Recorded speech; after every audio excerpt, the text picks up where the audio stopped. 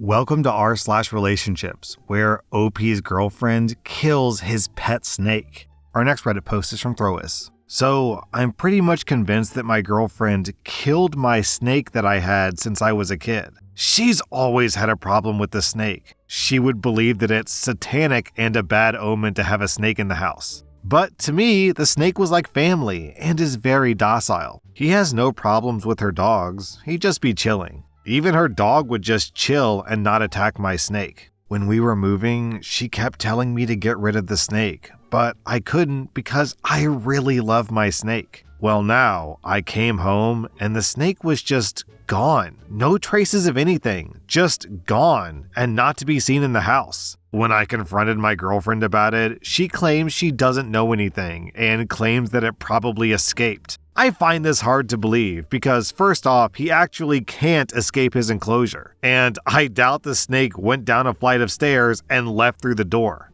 I don't want to make a big deal out of this, but I think it's mad screwed up that she did this. I want to confront her about it, but I don't want to seem like I'm being petty. Then OP posted an edit. When I brought up the snake missing, she just started crying and saying, "I always do this." I don't even know what she means by this. Then OP posts a screenshot of a text message that he received from his girlfriend. "Yeah, I released him at the lake, but I just want the house to have pure vibes, you know? I know that I messed up, and I messed up real bad. It was an impulse decision. We can pick out a new one, but something smaller like a gecko instead." Then OP posted an update. "I went to the lake to search with my friend that I was chilling with, and I couldn't find the snake, and to talk to the girlfriend. We're currently on break, but we're in the same house. Not sure how that's gonna pan out." Then OP posted another update. "I didn't sleep all night. I went to the lake, a 15-minute drive, and I found the snake. But unfortunately, it looks like it got attacked by another animal. It has huge marks on him, and he looks impaled. Well, as for my girlfriend, I'm going to break up with her and go no contact. But right now, I have to find a way to get my name off the lease papers and other documents too." Then OP posted another update. "RIP Snake Bro. He's dead." Down in the comments, Old Painty Can makes an interesting observation. "If you told me that a snake was missing from its enclosure, I would assume that it's hiding somewhere in the house waiting to scare the bejesus out of me at any moment. Given that she doesn't seem concerned, she no doubt knows the snake is not in the house." Yeah, that's good detective work, even though we kind of don't even need the evidence. It's painfully clear that the girlfriend was behind it from the beginning. I don't understand these people who enter a relationship and then either kill or give away a beloved pet and expect everything to just go back to normal. Nah, that's not how it works. Our next Reddit post is from Throwaway65.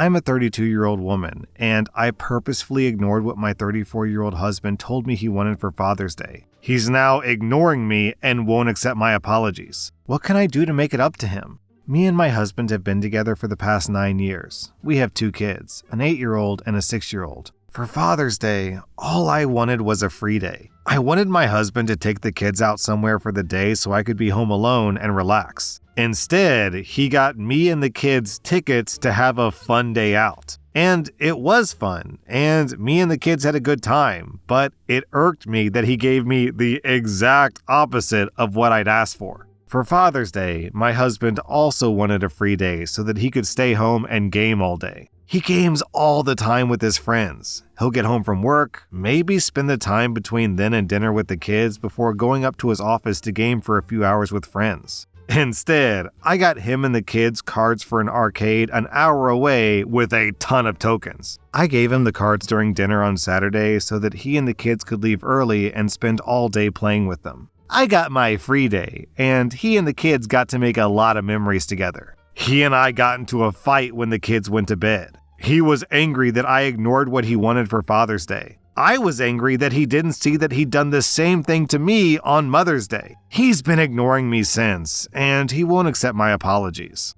So basically, your husband wanted a free day on Mother's Day, and then also a free day on Father's Day as well. In addition to being hypocritical, it sounds like this guy just isn't very interested in being a husband or a father. Our next Reddit post is from Popcorn Shrimp. I'm a 28-year-old woman, and I think a nap ruined my marriage to my 30-year-old husband. I'll probably delete this, but I need to scream into the void. I've been married for under a year, but I've been with my husband for 6 years. We have a 3-month-old little girl who's fantastic. I'm a first-time mom who's a stay-at-home mom. My husband works from home. My husband's not dumb, just emotionally inept sometimes. I've had a lot of resentment building since I was pregnant. His mom tormented me through my pregnancy by talking about miscarriages, stillbirths, and saying "dead baby" to me every time my husband wasn't around. She denied, he sympathized with me, but nothing was truly ever done. Since I gave birth, my husband's just been clueless. When I was there recovering, he would go home and sleep and leave me all alone because the couch was uncomfortable. I had to call him 20 times to get him to wake up and come back to the hospital because I was lonely. Then when we left, he was asking me to carry things to the car with him. The nurse had to tell him that I shouldn't carry anything. I'd just given birth. When we got home, he complained about his lack of sleep. I was struggling learning how to nurse. He was my cheerleader through nursing. I have to give him credit there. As the first 2 months went by, I was consistently bawling about how sleep deprived I was while he was getting 8 to 10 hours of uninterrupted sleep every night. It caused a lot of fights because I couldn't hear him tell me he was exhausted without having a meltdown. Then his mom would come over and they'd leave a huge mess for me to clean on more than one occasion. He complained about the basement being messy, so I helped him lift things to clean it up. It caused me to start bleeding heavily, and my doctor told me that I shouldn't be lifting anything heavy. This is a point of contention because my husband continuously asked me to help him lift heavy things and I couldn't, so he'd get annoyed. Then he'd complain about it all day. Now we're at month 3, and I think my marriage is over. We've been distant ever since the baby arrived, and I haven't wanted to passionately hug or be affectionate. My husband's been asking if I'm all right a lot, and I say that I'm fine. I don't know what else to say, but I feel miserable and tense up every time he walks in the same room as me. Today, he was on my case about walking our dog. I'm so exhausted from exclusively breastfeeding, and I don't have the energy to walk her. I've been up since 2:30 a.m. with my baby, and I just couldn't handle anything else on my plate. So he whined and moaned about doing it, but he promised me I could nap. I snapped and reminded him that I haven't slept a full 8 hours in months. He got pissy and stormed off. He avoided me the entire day and locked himself in his office. I spent the rest of the day randomly breaking down in full-blown sobs because I was so tired. 11 p.m. hits, and he hasn't come out of his office, so I finally break and go get him. He gives me the cold shoulder, and I just break down. All the lack of support just broke me. I told him I hated him, I wish I could go home, and I even mentioned divorce. He calmed me down and apologized for being selfish. When I asked what he did all day, he said he napped. He napped the whole day. While I was struggling to keep myself standing, he was napping. I broke down. I cried and cried. He was apologetic and showering me in sorries and I love yous. For the first time ever, I couldn't tell him that I loved him too. Now it's 2 a.m. and I can't sleep because I'm so distraught. He's snoring next to me and I just hate him right now. I want to take my baby and run away. I don't want to live here anymore. Being a single mom seems easier than dealing with all this emotional stress and neglect. What am I supposed to do? I just can't believe I'm ready to leave him all because he took a nap. Then OP posted an update. So we talked. Well, I talked. He listened. I told him I couldn't do this anymore and something needed to change immediately or I was going to go back home and take my baby with me. He stared at me confused, but then he realized I had 2 bags packed by my dresser and was ready to leave. I finally was able to articulate all the resentment that had been building. His mom's cruel and careless behavior, feeling abandoned at the hospital and now at home, how it feels that everything falls on me so he can bring a paycheck home. I realized after saying all this, I hadn't really told him how I was feeling, but just continued to bottle it up. He was defensive at first, and I gave him one warning that if this conversation was filled with excuses, I'm walking out. So he stopped and truly listened. He was genuinely remorseful. He only said sorry once at the end, and he meant it. Then he started asking me what I needed him to do. We made a plan, and I finally feel like I can breathe a little easier. He has dog walks handled indefinitely. My mother-in-law is banned from the house and to have no contact with me or my baby. Once my husband's off work, I'm off duty for the day. I'll still breastfeed because I want to do that. I get a lot of fulfillment out of it, and if you saw the way my baby pats my boob when she nurses, you would too. Her big hazel eyes are like a drug. I'm typing this while soaking in a warm bath. I've been promised the weekend to decompress and sleep until my heart's content. I'll pump instead of nurse this weekend, and we have a stash of frozen milk that he's planning on using. He knows what needs to be done, her routine, how much to feed her, so I know he's capable. I can actually hear him unloading the dishwasher right now. We plan on doing something as a couple one day out of each weekend so I don't feel like just a mom. I can be a person too. We're going to go to couples counseling, and I'm going to start individual therapy. He's already in therapy. He didn't have a dad who showed him what love looked like. He had an adult toddler as a father who threw tantrums and verbally abused him and his mother. My husband often comments on how my dad drops everything in a nanosecond for me and how he wants to be like that. But he's not. He's failing me and his daughter. That was really tough for him to hear. I'd like to hope that things work out here, but it sounds like this guy's issues are really deep-rooted.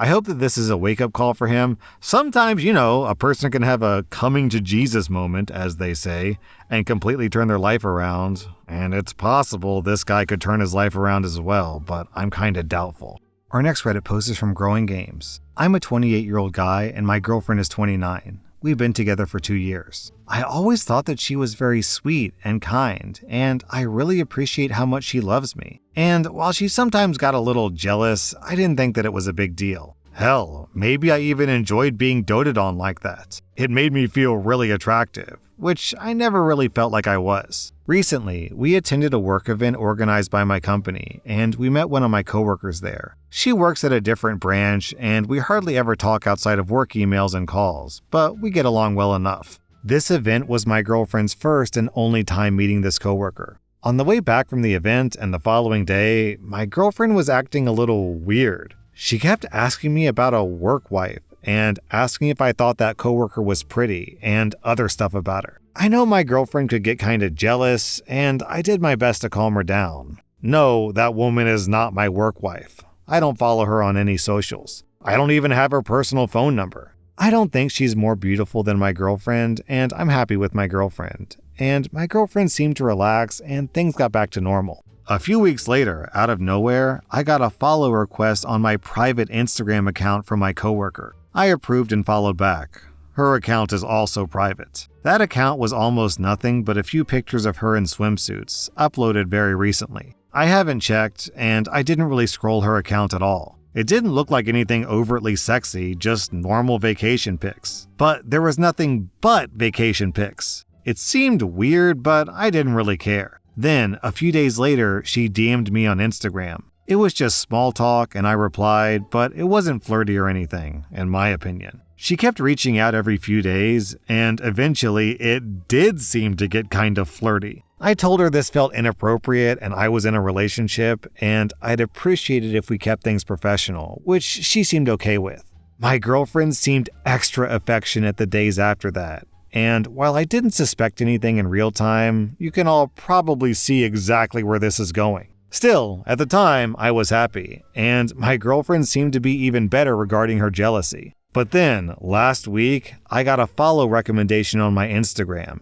It was my actual coworker's account. This one wasn't private. It was just a normal Instagram account. And looking through it, that was where those swimsuit pictures came from. Here they were, just a part of her normal Instagram account, which contained mostly normal pictures, and not just swimsuit ones. I then put 2 and 2 together. Before confronting my girlfriend, I talked to that coworker at work and asked for her Instagram account, and she gave me her normal one, which I followed. And indeed, she gave no indication that we ever interacted on Instagram before. So it became clear that I was being catfished. I confronted my girlfriend, and at first, when I was trying to be subtle, she denied everything outright. Then she shifted to gaslighting me about it and saying that it was just a prank or that it was a test, or that she was cheated on before and she just needed to know that she could trust me. I told her that her being able to trust me was great, but how am I supposed to trust her now? She said that made no sense and kept deflecting no matter how I tried to explain, going so far as to question how I even knew it was her if I wasn't cheating on her with my coworker.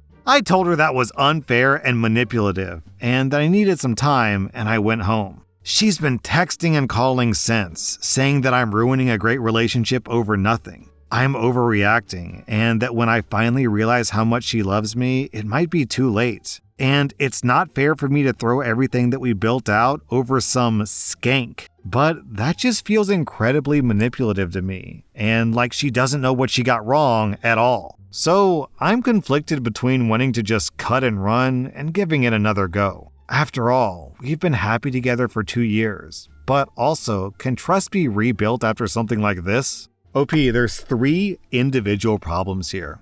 First is the catfishing. Second is she seemingly had no intention of coming clean ever. Third is the manipulation and gaslighting. So exactly how much evidence do you need here that your girlfriend is not a great person? This woman is 29, but this is 12-year-old middle schooler behavior. Also, I have to wonder, is impersonating someone else's Instagram account illegal? It might be in some locations. At the very minimum, she was jeopardizing your job, because if the other person found out you were doing this, the other coworker, she could report OP to HR and get OP fired. Which, if I had to guess, the girlfriend would be thrilled about. I also like how she calls the other woman a skank. What exactly did she do that was skanky behavior? Posting bikini pictures on Instagram from her presumably tropical vacation?